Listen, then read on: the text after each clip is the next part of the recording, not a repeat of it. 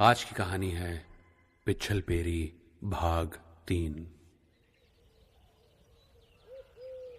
अगली सुबह अर्जुन की आंख निधि के झंझोड़ने पर खुली। अर्जुन अंगड़ाई लेता हुआ निधि की ओर देखकर बोला, सोने दो यार थोड़ा सा और।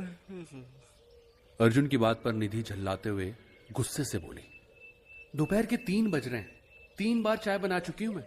एक तुम ही हो जिनकी नींद पूरी नहीं हो रही है, बाकी सब तो फ्रेश हो गए। अर्जुन निधि के हाथ से चाय का कप लेकर चाय पीने लगा। निधि वहां से चली गई। अर्जुन ने मुश्किल से चाय के 2 या 3 घूंट ही पिए थे, तभी अर्जुन के सामने एक लंबा चौड़ा बुजुर्ग आकर खड़ा हो गया और अर्जुन की ओर गौर से देखने लगा। अर्जुन उस व्यक्ति को नहीं पहचानता था। उसने देखा कि वो व्यक्ति लगातार अर्जुन को गौर से देखे जा रहा है। उस व्यक्ति ने अपना नाम भीमा बताया।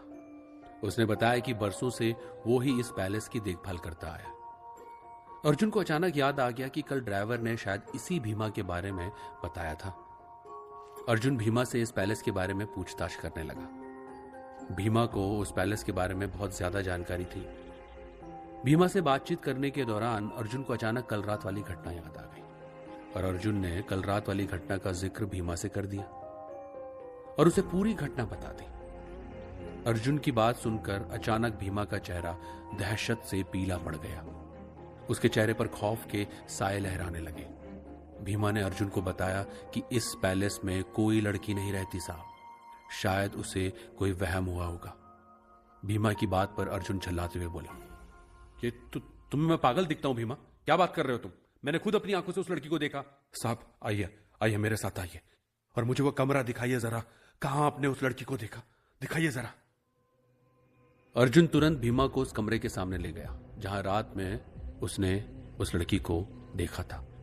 भीमा ने उस कमरे का दरवाजा खोल दिया। अर्जुन तुरंत उस कमरे के अंदर चला गया, मगर कमरे को देखकर अर्जुन की हैरत का कोई ठिकाना नहीं रहा। उसने देखा उस पूरे कमरे में धूल मिट्टी के अलावा और कुछ नहीं था।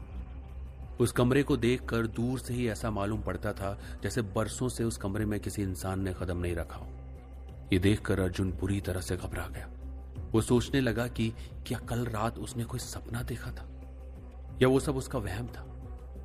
अर्जुन इसी गहरी सोच में उस कमरे में खड़ा था कि तभी अर्जुन की नजर दीवार पर लगी हुई एक पेंटिंग पर पड़ी। उस पेंटिंग में धूल की एक मोटी परत जमी हुई थी। अर्जुन तुरंत उस पेंटिंग की ओर जाकर पागलों की तरह धूल को साफ करने लगा। धूल साफ करने के बाद अर्जुन ने जैसे ही पेंटिंग को देखा, उसके दिमाग ने काम करना बंद कर दिया। अर्जुन ने भीमा की ओर देखकर कहा, ये वही लड़की है जो कल मुझे इस कमरे में मिली थी। भीमा यही है वो लड़की।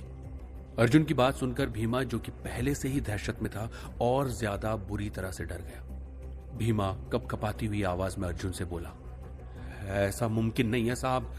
आपने शायद देखा नहीं कि इस पेंटिंग को इस पैलेस के मालिक एडवर्ड ने अपने हाथों से बनाया है। उसने अपना नाम भी लिखा है और उसे मरे हुए लगभग 100 साल हो चुके हैं साहब।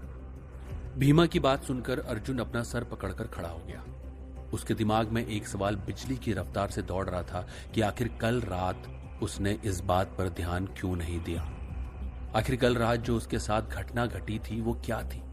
अर्जुन ने भीमा की ओर देखकर आहिस्ता से कहा, भीमा, इस बात की खबर मेरे परिवार वालों को नहीं लगनी चाहिए, समझे ना? नहीं तो वो बेवजह घबरा जाएंगे। मैं अभी फॉरेस्ट ऑफिस जाना चाहता हूं। लेकिन साहब, आप तो कल से ड्यूटी ज्वाइन करने वाले हैं ना? हाँ, बस कुछ समय इस पैलेस से दूर रहकर समय बिताना चाहता हूं मैं। अर्जुन तैयार होकर बाहर की तरफ आ गया। ड्राइवर बाहर जीप लेकर अर्जुन का इंतजार कर रहा था। अर्जुन जीप में बैठ गया। ड्राइवर ने जीप स्टार्ट करके जंगल की ओर दौड़ा दी। अर्जुन ने देखा कि आज भी मौसम अच्छा नहीं था। बाहर भयंकर ठंड थी और चारों ओर कोहरा फैला हुआ था। आसमान में काली घटा छाई हुई थी। कुछ ही देर में अर्जुन घने जंगल के बीच बने हुए एक टूटे फूटे खंडर के अंदर खड़ा हुआ था, जहां पर सिर्फ कुर्सी और मेज के अलावा कुछ भी नहीं था। ये क्या है? सब्जी, यही आपका ऑफिस है? अर्जुन ने देखा कि वहां आसपास सन्नाटा फैला हुआ था। अर्जुन को वहां पर पता नहीं क्यों अजीब सी मनहूसियत का एहसास हो रहा था। उसने काफी देर चुप रहने के बाद ड्राइवर से कहा, मैंने सुना यहाँ पर इंडियन आर्मी भी रहती है, मगर मुझे तो यहाँ पर एक भी जवान दिखाई नहीं दे रहा। साहब, इस वक्त शाम के 4 बज रहे हैं और 3 बजे के बाद यहाँ सन्नाटा छा जाता है साहब।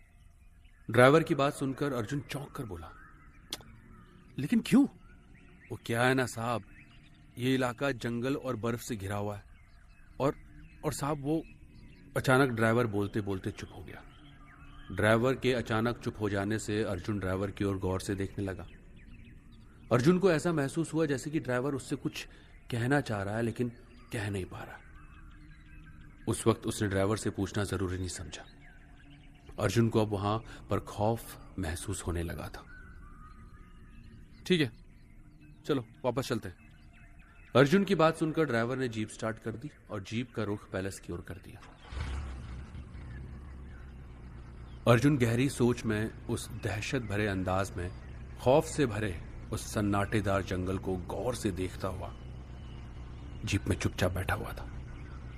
तभी अचानक अर्जुन की नजर दूर से उठ रहे काले धुएं पर पड़ी। अर्जुन ने तुरंत जीप रुकवा कर ड्राइवर से पूछा,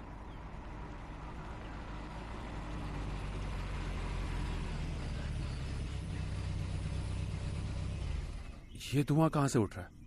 साहब, यहां से कुछ दूर एक गांव है और भीमा भी तो उसी गांव का है, लेकिन वहां तक जाने का रास्ता बड़ा कच्चा है साहब। ये हमारी जीप नहीं जा सकती क्या? जा सकती है साहब, लेकिन रात होने से पहले हमें लौटना होगा, नहीं तो रात हमें गांव में ही गुजारनी पड़ेगी साहब। क्यों, ऐसा क्यों बोल रहे हो? गांव वाले नहीं आने देते साहब रात में। अर्जुन ने जीप का रुख भीमा के गांव की तरफ करवा दिया। ड्राइवर ने जीप एक कच्ची सड़क की ओर मोड़ ली। अर्जुन ने देखा कि रास्ता बेहद खराब था। घनी झाड़ियों और बर्फ से होता हुआ रास्ता बेहद खराब मालूम पड़ता था, मगर ड्राइवर एक कुशल ड्राइवर था। वो इतने बेकार रास्ते में भी जीप को बहुत ही संभाल कर चला रहा था।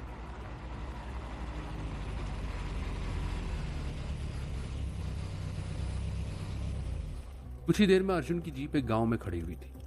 अर्जुन ने देखा कि उस गांव की हर छत पर एक मटकी टंगी हुई है, जिसके नीचे आग जल रही है और वो काला धुआं उसी मटकी के अंदर से निकल रहा था।